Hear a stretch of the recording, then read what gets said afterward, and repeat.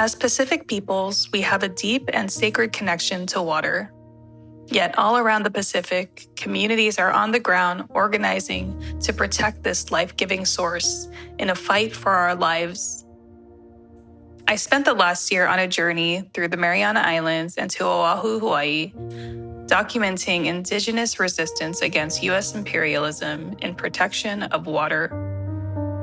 In their homelands, I spoke with protectors who remind us not only of the deep importance of water for our very survival, but share the ways that water is embedded in our language and life ways. So I'm about to get on a flight to Saipan and meet with some of the activists, some community members, to see how they feel about the ways that the military expansion is impacting the region.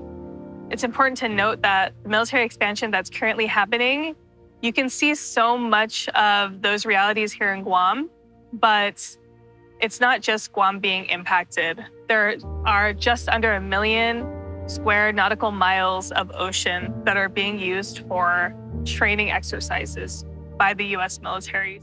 When I arrived in Saipan, I connected with members of our Commonwealth 670, a grassroots community group doing critical work drawing attention to military training as part of the Mariana Islands Training and Testing Area, or MIT, which is close to 834 million acres of open ocean around the Mariana Islands and near the Hawaii Range Complex, used for military live fire ordnance testing and training and deadly sonar activities. OCW 670's Kathy and Zeno discussed the group's efforts to de-escalate militarization and conduct educational outreach in the Marianas. Since we first started getting environmental impact statements back in late 1990s, there has been an expansion in the region, how much land will be used, and also our waters that surround us, especially with the Marianas Island Training and Testing Area, which has expanded with all of our water resources around these islands. And it's really connecting a lot of the spaces between the islands. To further understand the impacts of the expansion, I spoke with Master Dzawamti, or traditional healer, Saina Donald Mendiola, who expressed his concerns about the ways military training is harmful to Chamorro cultural systems, including millennia-old traditional healing practices. Water means a lot of things in our culture. Even the ocean is armored. Actually, the ocean is armored for the body. When people are sick, sometimes the Dzawamti would take them to the ocean. And that's water. And we want to keep our water pure and clean. Even the ocean has to be clean because we take our patients along to the ocean. We make them bathe. We put herbs and stuff on their bodies and we make them bathe. And so it has to be pure. It has to be just salt water, ocean water, and not chemicals added to it because that would destroy the spirit of the healing from the ocean. And then if they're going to increase the militarization in the Pacific, it definitely is going to affect. It may not be tomorrow, the day after tomorrow, but down the generations. And that's what should not be happening. We have to protect the future generations from all that. We don't want anybody coming out of the ocean with rashes or cancerous or sores or whatever due to our country, our United States, practicing on their weapons out there in the ocean where we go out and we depend, and our ancestors have traditionally depended on the ocean for their livelihood because they have the lemai, they have the suni, mindioka, and everything on land, but then they get their protein, most of their protein from the ocean. And we don't want any toxified fish that we're going to intake into our body and to our system to make us sick. Matua Council for Native Chamorro Advancement President Liana Hofschneider imparted wisdom about the importance of water to Chamorro lifeways and language. Her advocacy work stems from leaving the island to pursue higher education, then returning home to the realization that the interests of the Native peoples were not being prioritized. I noticed that every time I come home, I noticed that a lot of things that are, critically important to us as Chamorros, as Native people here, become almost like a second priority. And it saddens me. So I believe that, having a focused voice on what are very important and essential to the survival of the Native people are the very core of this organization. So we do a lot of advocacy, and especially in public policy. And we so-called, I like so-called watchdog of, a lot of the public policies. Public policy really directly affects everything from, and especially our natural resources, and our access, to our natural resources and our access to, these sacred spaces. When I think about water, it's who we are. Water to me is life, linatla. The root word ha, it's life. Ha is hanum, hagum, your air, hauf, your chest where you breathe, right? That's breathing. And ha'i, One issue of particular importance to Hofschneider in respect to the impacts of military training in the Marianas is the ongoing bombing of No'os, or Farallon de Manzanilla, a tiny uninhabited island north of Guam, less than 2 miles long and half a mile wide. The U.S. military has been bombing FDM for training purposes since 1971. Recently, it got permission to drop 4,000 more explosives there every year, along with tens and thousands more rounds of ammunition. We all have to take our time when they're not testing to go and see how beautiful she is.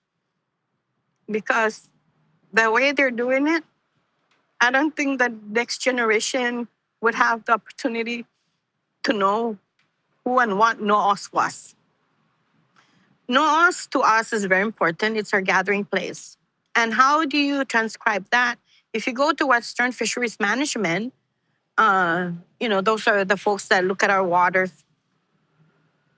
You will see how important No'os is because it's a large spawning reef. That's where all the fishes, gather to, to reproduce and provide food for. And our ancestors are, know this. They've left some footprints. They don't tell us this. They don't even tell us in our books. The only thing we know is FDM, Farallon de Manzanilla, named after some Spanish, colonizer. But No'os is a very important bird, and we want to talk about that bird.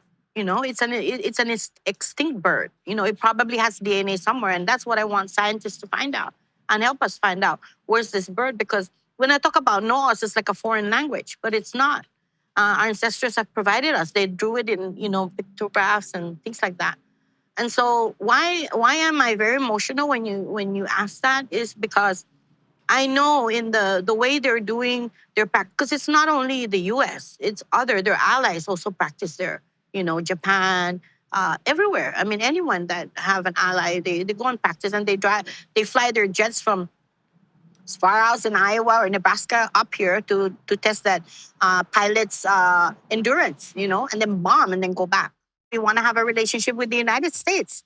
And part of that relationship is for security, national security. But I don't believe and I don't agree that we would have to compromise our health, our survival, because our health is our survival. The footprint of the military footprint on how it does its business on the island in a very fragile environment is another issue. And it's prevalent that when we talk about expansion, both in Tinian and here, in Rhoda, I haven't really heard much about, military expansion there. But in Tinian and here, the environment is like a second issue. It's always talked about how the economic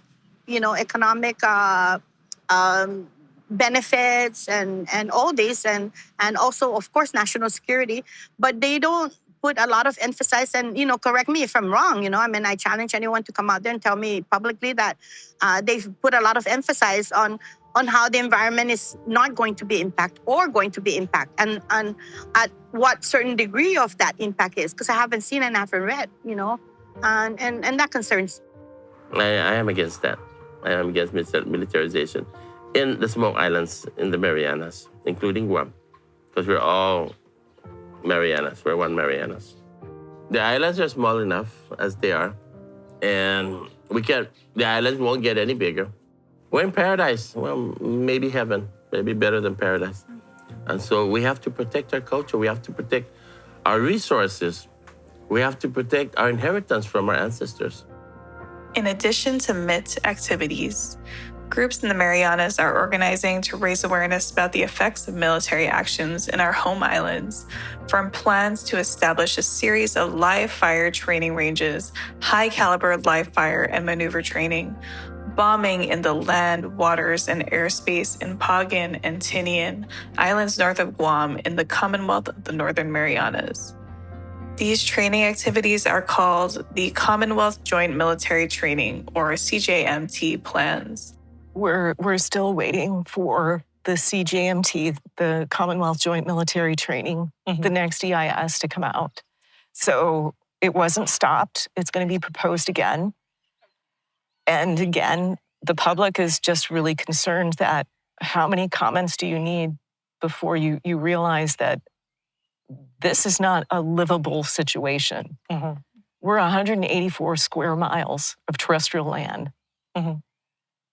We only have so many acres that you can grow food on. You only have so many acres to collect water, to recharge your aquifers.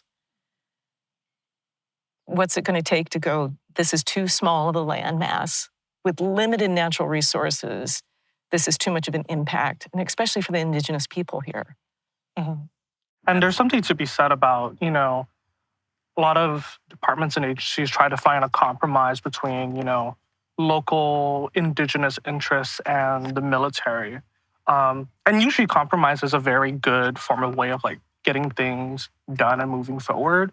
But when you think about the sheer permanent impacts that, these actions have on land resources and people's livelihoods, compromise isn't enough. It's not going to cut it because what it's doing is so much more permanent and so much more harmful that doing a compromise is detrimental to the people who are most important, which is the people here. We're discussing public trust.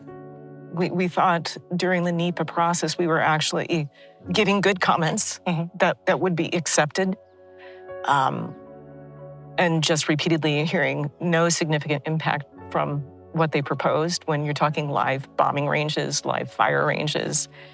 I mean, if a bomb doesn't cause irreparable damage, why is it being used as a weapon?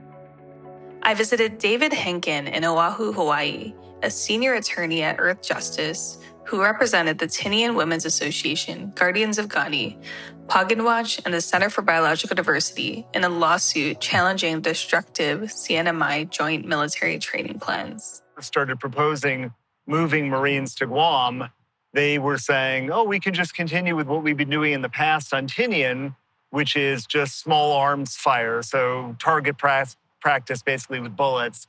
And then they actually discounted any possibility of doing training in Pagan, saying it's too far away, it's too remote, we won't do anything there. Then, after they made the decision to move the Marines to Guam, they come out with this draft environmental impact statement for their training in the Northern Marianas that suddenly revealed that what they actually wanted to do was turn Tinian and Pagan into major war zones. So on the island of Tinian, it wouldn't just be limited to bullets. It would be mortars and artillery, and there'd be aerial gunships and amphibious landings that would damage the coral reefs there. Up in Pagan, the situation would be even more dire. They were basically looking at the island, forgetting about the indigenous people, forgetting about the families that call that island home, seeing that it's temporarily unoccupied because of the volcano and saying, okay, we're going to use this as our new target island. And they were going to do aerial bombardment and ship-to-shore shelling and amphibious assaults with live fire. And basically the entire northern part of the island, which is where the village was before the volcano, would be turned into an impact area. And when they examined that in the draft EIS, they said, there won't be any impacts to people because there are no people there, forgetting about all the families who were eager to return home. What really just struck me was the military's complete lack of transparency and honesty about what was in store for the Northern Marianas if Marines were going to be stationed in Guam. In April of this year, the DoD threw out some of the proposed training plans for Pogin and Tinian after 27,000 comments were submitted as part of the National Environmental Policy Act, or NEPA, process. NEPA requires federal agencies to examine the potential effects of their proposed actions on the human environment. Revised plans for the Northern Marianas have yet to be released. It is definitely too soon to be popping any champagne over the changes in the Northern Marianas, because all we've seen so far is a press release from the governor of the Northern Marianas and a couple of vague statements at a public, press conference from the Navy. Until they actually release a new plan for the Northern Marianas, no one should feel comfortable that bombing Pogin and bombing Tinian are off the table. I mean, if there's one thing that my decades of litigation against the military have taught me, is that unfortunately, they really can't be believed. What they say one day can change 180 degrees to the next. I traveled to Tinian to speak with community advocate Deborah Fleming with Tinian Women's Association, one of the plaintiffs in the Earth Justice case. She agreed that while some plans for the Northern Mariana Islands were revised, it's important for the community to continue to keep their ears to the ground. And what we've always observed, that things change. And even with the TWA lawsuit, right? And it went up as high as the Ninth Circuit. To me, nobody won, nobody lost.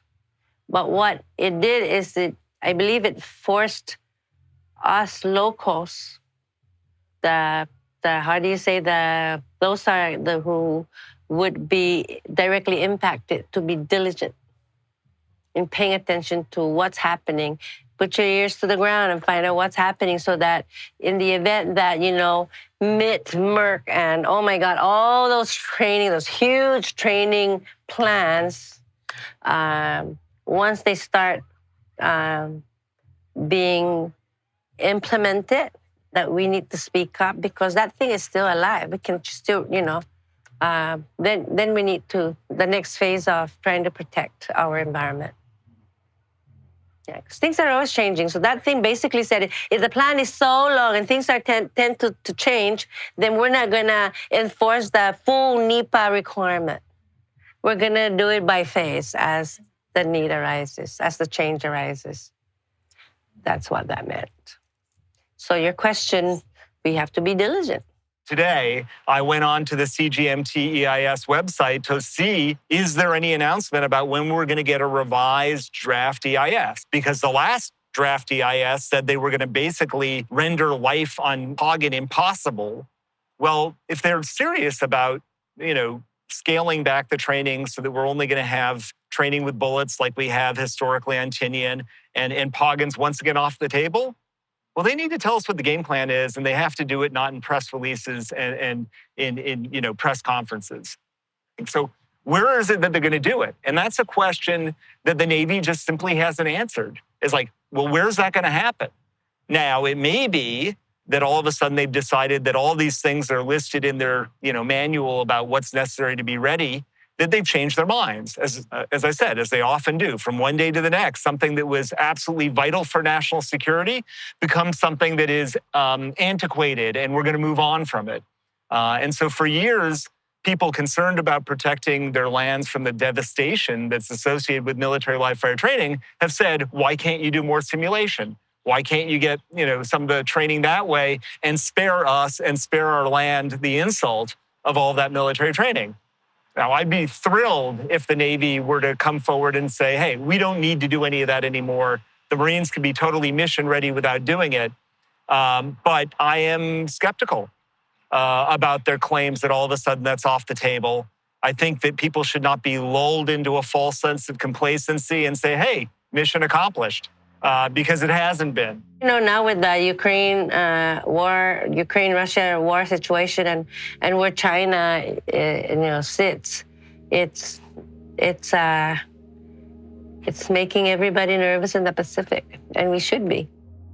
While military and government officials have said plans for the Northern Marianas have been revised, construction on a divert airfield in Tinian continues, which poses a threat to Tinian's primary aquifer, nearshore environment, and the health of the general public, whose main water source will be compromised, by a proposed fuel pipeline that would transport fuel to the airfield's fuel tanks.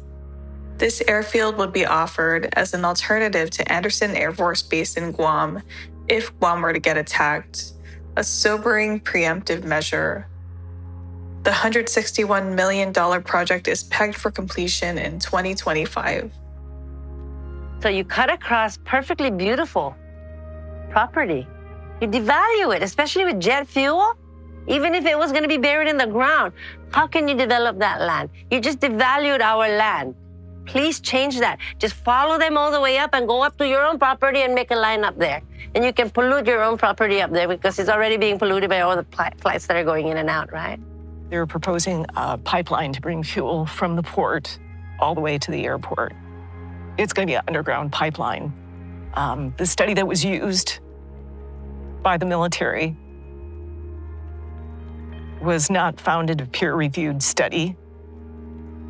It was actually a study that was with the Stratum Group, which is supported by funding from the Koch brothers, which of course support pipelines. And their statement was, this is safer than what they're using right now, which is transporting by truck. So we questioned that using just that study and other studies. And we also pointed out all these pipelines that have had damages and leaks. What's really detrimental for Tinian is this over their primary aquifer for their drinking water. So that's what we're concerned for Tinian. But we totally respect that the people on Tinian, they are also looking for ways to boost up their economy. And we're just there to support them for what they see as best for the community. In all of their internal analyses, they looked at where are the alternate training locations if we have Marines based in Guam. And the answer to that was the Northern Marianas were the only feasible place to go. I mean, in theory, you have training areas in the continental United States where you can do all this training, but that's thousands and thousands of miles away. You do have training areas that they're currently using in Japan, but Japan is eager to, be done with that and has provided, at least as of that time, no assurances that Marines would have access to any of that training in mainland Japan. And sort of even through all the negotiations between Japan and the United States, it was clear that there are a lot of different permutations. They went from originally wanting to move 9,000 Marines to Guam, and then even the US EPA said, you're going to totally overwhelm the water system. There's just no way that this island can support that many Marines and their dependents. And so then they went to rotating through Guam on relatively short term basis and looking at moving some of those Marines and rotating them through Australia and Hawaii. Okay, and all of these are permutations that should have been analyzed in an environmental impact statement to make an informed decision. None of that was done.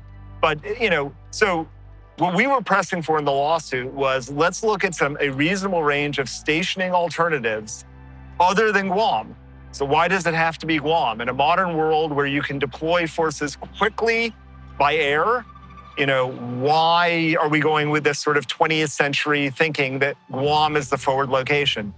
Why can't we have a smaller contingent that rotates through, and maybe Australia, maybe California, maybe Hawaii? I don't really wish it on any place, but if you're going to make a rational decision about where to station troops, you have to do it in a transparent way. You need to do it through an environmental impact statement so that the people have an opportunity to give input. The people have an opportunity to see what's going on. And eventually, if the people are not comfortable with the decision the military makes, the people need to be able to have that information to take it to elected officials. Now, the Navy, deprived us of all of that. And we still haven't seen the answer to the question, why does it have to be Guam? I mean, frankly, if you're concerned about North Korea, Alaska's closer than Guam is. David holds a unique perspective as an environmental attorney who has litigated against the military for decades and has represented groups across the Marianas and Hawaii in matters related to the impacts of U.S. military projects on the environment. Currently, he represents the Sierra Club Hawaii in ongoing litigation surrounding the Red Hill water crisis, an environmental disaster and cautionary tale for Guahan as our community rallies in protection of our freshwater aquifer. David noted patterns by the U.S. military, including a lack of public trust, communication, and transparency.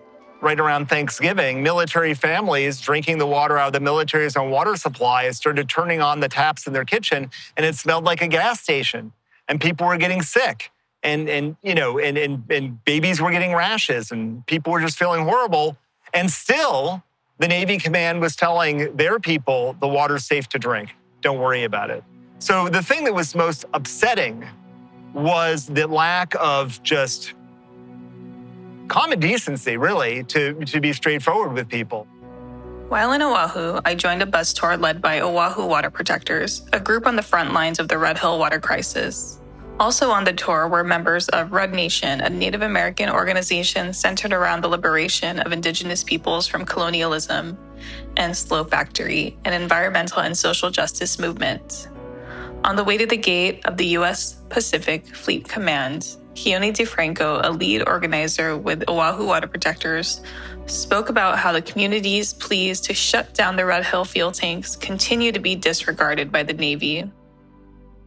First recent spill happened in May of last year. Second spill happened in November of last year. And it did not become public knowledge until over a week after that November spill that there was petroleum in the water system. So that included Thanksgiving weekend when military families came and sat down, gathered, and drank water that the Navy knew was fully contaminated. And then 1,000 people went to the hospital, and they had to come forward and give some kind of explanation because Department of Health and others were demanding what is going on here. That's the only reason we even know that this spill occurred. The May spill was not made public knowledge before that had happened. And so in early December, a coalition of Kanaka activists decided that something needed to be done. Red Hill is a difficult movement. There's nothing to physically block that impedes what's occurring. Unfortunately, we can't physically make the defueling happen any faster. So we have to use other political, and social media tactics. And so what was decided was to create a COA. And a COA is a form of spiritual gathering for the community to come together, and in this instance, to feed by water.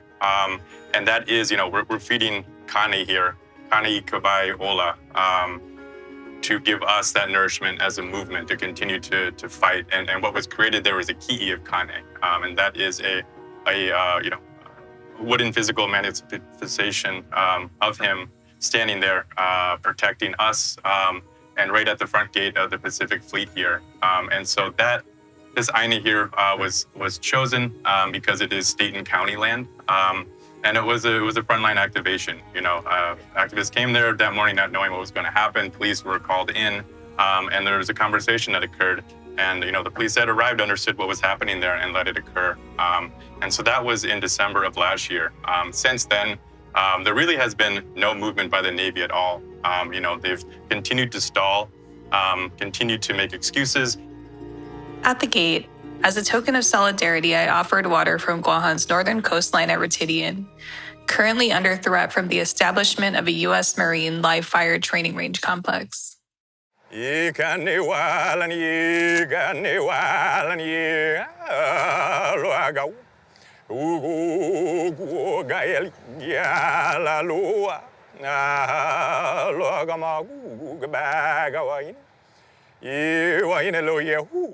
Navy security interrupted our visit to the COA. Okay. This is state and county land, though. But yeah, I'm just stating, okay? Okay. Well, The COA is you guys got to face it that way, and I can't be on camera. But this is state and county land, right? Yeah. But Yeah, you guys need okay. to face your cameras that Well, way. you can call the police so we can speak with the I am police. But you guys need to face You're not, that way. though. You work for the Navy, yeah? Yeah, the Department Okay. of Defense. Right, which is not the police of the state of the You gotta county. go that way. This is state of Hawaii land. Yeah. We're going to be leaving in a moment, but Okay. just to get jurisdiction down, you don't have jurisdiction here. You do not. You can call the police. We could have that conversation. Captain Jeff Miller, Chief of Staff of the U.S. Navy Pacific Fleet Command, overseeing the Red Hill defueling efforts, also walked over to our group at the COA and exchanged words with Keone, who had the opportunity to remind the military that the Kiai, or water protectors, are always watching. Giving them an update. You don't have the best one. Otherwise, you need anything? Not today. We appreciate it. You have a good one. Yeah. Always watching. So are we. All right. The next day, I attended a community event at Thomas Square in observance of Laho'iho'i Ea to commemorate the restoration of Hawaiian sovereignty and as a way to give voice to Hawaiian independence and issues surrounding militarization. While at the event, I met up with Joy Enomoto, a Kanaka Maoli activist who spoke on the importance of collective solidarity throughout the Pacific. We know that the U.S. Navy, 93,000 people being poisoned by jet fuel, is literally the equivalent number of of the displacement of Marshallese from nuclear testing. They don't care about poisoning 90,000 people. They don't care about displacing those people. In fact, I think that if the Navy had its way, it would literally, let the water be poisoned, and that would mean so many people would have to move, and the military could do what it wants. So we need to, not just the community, but not just Hawaii. Other people, other parts of the world need to show up for each other to stop this, because if it's not here, where's that fuel going to go? It's going to go to Guahan. It's going to go to Okinawa. It's going to go to other parts of the Pacific that are already over inundated by military activation. This constant state of military readiness means that we are always, and particularly right now, there's just this posturing that is similar to the way that people postured toward Japan before World War II. It's a similar kind of buildup and threatening that happened in my grandparents' generation, right? And it may not be that we go to war, but if we do go to war, we are the ones who are immediately affected, right? It'll be Hawaii as the head of the as they say, the head of the octopus. We are going to be the most impacted. We will suddenly be under martial law. And not only that, so would Guam, so would Samoa, so would all these different, military occupied places that come under the U.S. And that includes the Philippines and even places that are supposedly not the U.S. left, right? The U.S. doesn't leave. Kehaunani Abad, an organizer with Ka'ohiwai, a coalition of Native Hawaiian organizations rising in defense of Red Hill, was a panelist during a discussion on Red Hill at the sovereignty event. She noted similar patterns by the U.S. military across the Pacific. I remember the day that it was a Friday, I think. And Ernie, who's our head of our Board of Water Supply, and he's been fighting this fight for a very long time. He came on the news and basically said that they're shutting down the wells that are tapped into this aquifer at Halava, and that he didn't know if we would ever turn them back on, and that it might not ever come back online again. And when he said that, and when everybody at work, we were all talking about it, we were all having the same reaction, I can't believe that just happened. How could that happen? And he and so many others had been fighting this for a long time, and we may never get that aquifer back. It might never come back online. And so the threat of that, it's devastating. National security has never been about us.